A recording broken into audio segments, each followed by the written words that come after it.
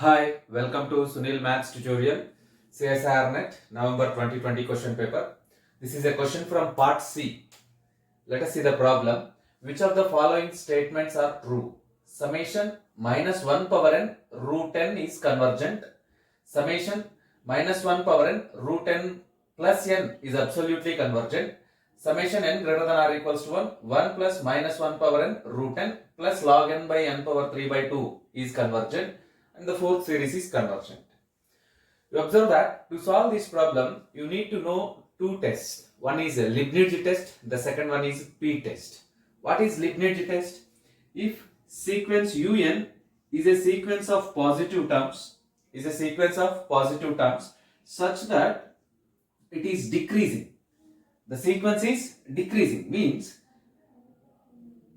un is greater than or equals to un plus 1 for all n belongs to capital N, and the second condition is limit n tends to infinity un is equals to 0. Sequence un is a sequence of positive terms such that it satisfies two conditions. It is the sequence of decreasing terms and limit n tends to infinity un is equals to 0.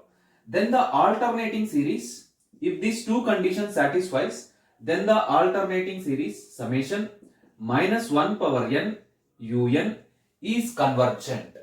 Then the alternating series is convergent. This is known as Leibniz test. And the second test is p-test. Summation 1 by n power p. This series is convergent if p greater than 1 and divergent if p less than or equals to 1. This is known as p-test. Summation 1 by n power p is convergent if p greater than 1, divergent if p less than or equals to 1. Now the problem is simple and easy by knowing these two tests. Let us see the first one. Summation n greater than or equals to 1 minus 1 power n root 1 by root n into 1 by root n. It means un is equals to 1 by root n. un plus 1 is equals to 1 by root n plus 1. Clear? Un is greater than un plus 1. So the sequence is decreasing. Therefore, limit n tends to infinity un is equals to limit n tends to infinity 1 by root n. Clearly it is 0. So this alternating series satisfies both the properties of Leibniz theorem. Therefore, the alternating series is convergent. So absolutely this series is convergent. This statement is true. Right. Let us go for second one.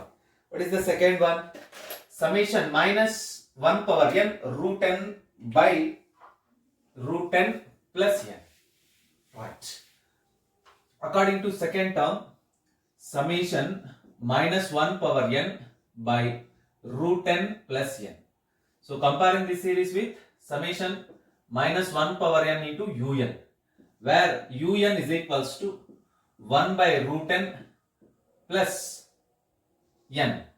What is un plus 1? You observe that 1 by square root of n plus 1 plus n plus 1. It is very clear, obviously un is greater than un plus 1. So clearly it is decreasing sequence. The first condition is decreasing. So also limit n tends to infinity un is equals to limit n tends to infinity 1 by root n plus n. 1 by root n plus n. Obviously it becomes to 0. So again this series, this infinite series also satisfies both the properties of Leibniz test. Therefore this series is convergent. You have to check the absolutely convergent series. This series is clearly convergent. Let us check for absolute convergence. To check the absolute convergence, take mod. If you take mod, this series becomes summation 1 by root n plus n. So now un is equals to 1 by root n plus n. 1 by root n plus n. It is very clear. 1 by root n plus n is clearly less than 1 by is clearly, observe that, root n plus n is less than n plus n. Observe that root n plus n is less than n plus n. So now write the reciprocal. 1 by root n plus n is greater than 1 by 2n. Take summation on both sides. Summation 1 by root n plus n is greater than summation 1 by 2n.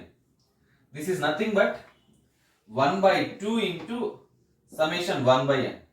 Clearly this series is divergent by applying p-test. By using p-test, summation 1 by n is divergent. So automatically this series also divergent. So the series is convergent, but if you take modulus, then it is divergent. It means it is not absolutely convergent, it is conditionally convergent. It is conditionally convergent. Second series is conditionally convergent, not absolutely convergent. So option B is false. That is false. That is wrong one. And let us go for next one.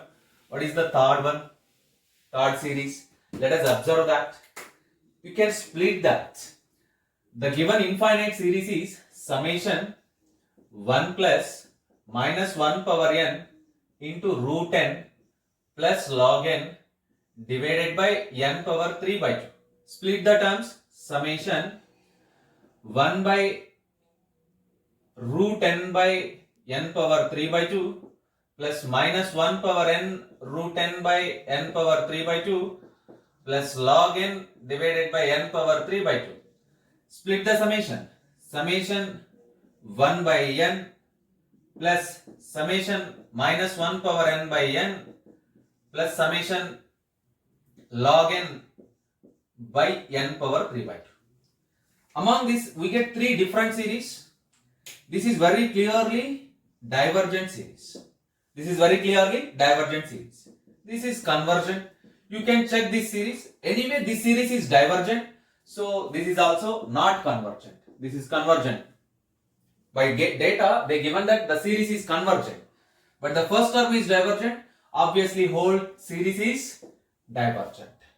Yes, option C also wrong. Let us go for fourth option. In the fourth option, we have summation minus 1 power n root n, and again this is simple question. Summation minus 1 power n root n plus 1 by n power 3 by 2. Split the terms. Summation minus 1 power n by n plus summation 1 by n power 3 by 2. Yes, it is convergent series.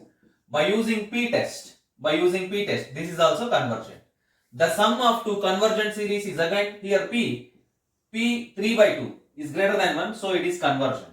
The sum of two convergent series is again convergent. Option 2 is also correct. It is convergent series.